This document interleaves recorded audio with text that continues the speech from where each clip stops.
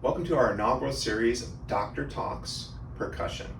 We're here in Oahu, Hawaii.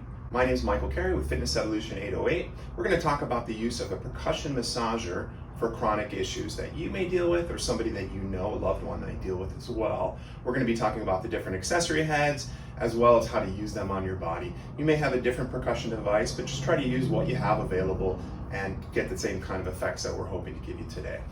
And Doc?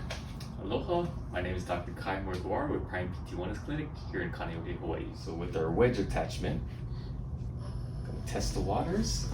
So from here, for people that are sitting all day, this is a great treatment. So we're just going to kind of slide back and forth. So we do want to focus on the sensitive spots.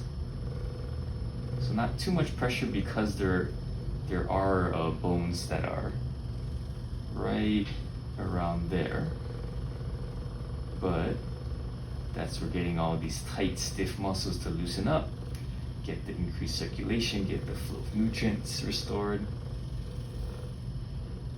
Is what gets us feeling better.